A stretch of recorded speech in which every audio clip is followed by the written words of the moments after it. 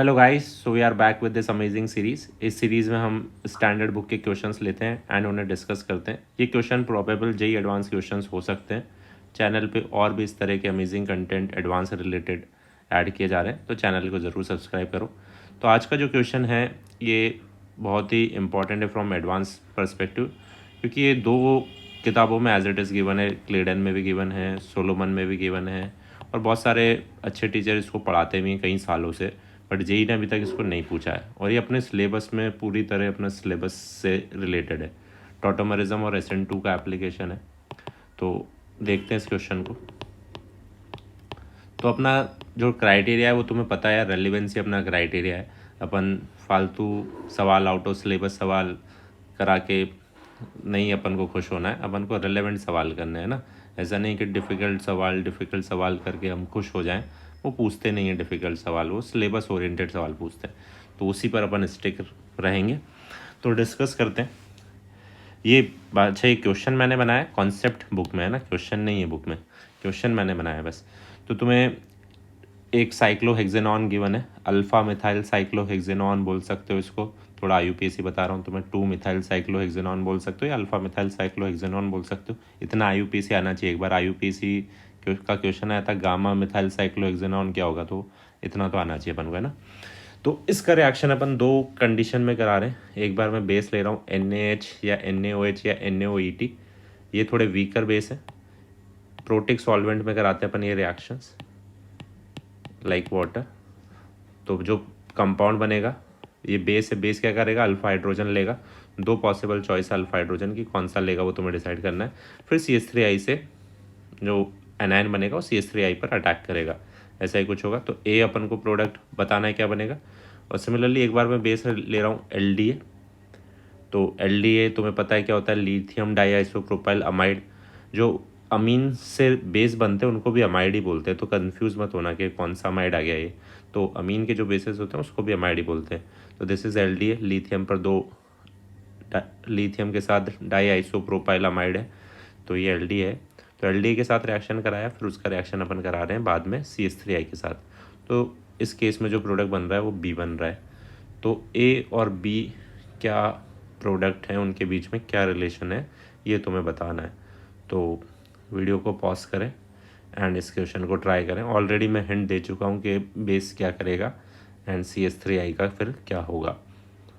तो बताएं क्या रिलेशन होगा बिटवीन A एंड B। तो अब देखें जल्दी से। तो अगर अपने पास इनमें से कुछ बेस हो तो ये क्या करते हैं, दे आर वीकर बेसिस। ये अल्फ़ा हाइड्रोजन तो एब्स्ट्रैक्ट करते हैं, बट ये इक्विलिब्रियम एस्टेब्लिश कर लेते हैं। ठीक है, तो अल्फ़ा हाइड्रोजन के अपने पास दो चॉइसेस हैं।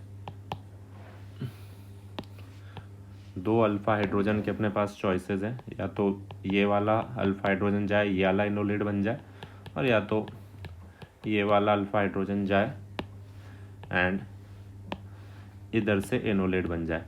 तो सिंस इक्विलिब्रियम एस्टेब्लिश हो गया है, तो इक्विलिब्रियम पर मोर स्टेबल प्रोडक्ट होता है, वो अपना मेजर प्रोडक्ट होता है। तो ये वाला इनोलेट ज़्यादा स्टेबल है। क्यों ये ज़्यादा स्टेबल है, अभी ये सुनते ही आधे लोग तो कोमा में चले गए होंगे। ये ज़्यादा स्टेबल है क्यों है भाई, इनोलेट का जो स्टेबिलिटी होता है वो एल्किन की तरह देखते हैं, कार्बन आयन की तरह नहीं देखते हैं। ठीक है, तो ये सोलोवन में लिखा हुआ है यार, देखो ये thermodynamically more stable enolate. This enolate is more stable because the double bond is more highly substituted. तो जितना सब्सटीट्यूटेड डबल बॉन्ड होगा, मतलब जितना स्टेबल अल्किन होगा उतना स्टेबल इनोलेट होगा। ठीक है, तो थर्मोडाइनमिक कंडीशन यहाँ पर इक्विलिब्रियम एस्टेब्लिश हो गया, मतलब TC थर्मोडाइनमिक कंडीशन है। एट थर्मोडाइनमिक कंडीशन जो मेजर प्रोडक्ट होता है वो कौन सा होता है, मोर स्टेबल। तो जो A बनेगा, A अभी नहीं बना है, जब बेस के साथ रिएक्शन कराने पर जो इनोलेट बनेगा वो ये बनेगा। इसका अब जब मैं CH3I से रिएक्शन कराऊंगा तो क्या होगा, तो मुझे पता है यार, O- अटैक करेगा, C- अटैक करेगा। बताया जाए भाई, O- अटैक करेगा, C- अटैक करेगा, तो C- बेटर न्यूक्लियोफाइल है, C- अटैक करेगा। तो यहाँ से जो प्रोडक्ट बनेगा वो ये बनेगा भाई। ठीक है, ये C- है, ये CH3I पर अटैक कर देगा। ठीक है, तो ये अपना प्रोडक्ट बन जाएगा, दिस इज़ योर A।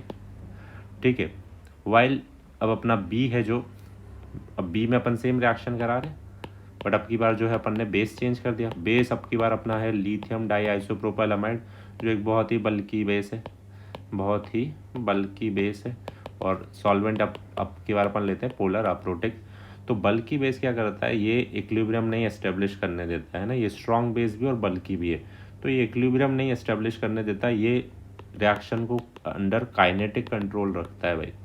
मतलब जो प्रोडक्ट जल्दी बन सकता है वो बनेगा, जो स्टेबल है वो नहीं, जो जल्दी बन सकता है। तो ये बल्की बेस है, ये कौन सा अल्फा हाइड्रोजन एब्स्ट्रैक्ट करना चाहेगा, ये अपना 2 डिग्री करेगा या 3 डिग्री करेगा। तो पता है कि भाई ये 2 डिग्री वाला एब्स्ट्रैक्ट करेगा, लेस स्टेरिकली हिंडर्ड हाइड्रोजन, तो ये वाला अपना इनोलेट बनेगा। अब इसका रिएक्शन CH3 ऐसे कराओगे तो ये तो सिंपल SN2 है, तुम्हें कराना आता है भाई। तो यहाँ से जो प्रोडक्ट मिलेगा वो क्या मिलेगा, ये मिलेगा। तो 2 प्रोडक्ट बनाए अपन ने, एक प्रोडक्ट ए ये है, बी प्रोडक्ट ये है, ठीक है। क्या रिलेशन है इन दोनों के बीच में, so they are structural isomers. Structural isomers हैं, मोर स्पेसिफिकली बोलोगे तो और भी कुछ बोल सकते हो क्या इनको, मेटामर्स भी बोल सकते हो है ना, मेटामर्स भी हैं, स्ट्रक्चरल आइसोमर का ही सब टाइप है मेटामर्स।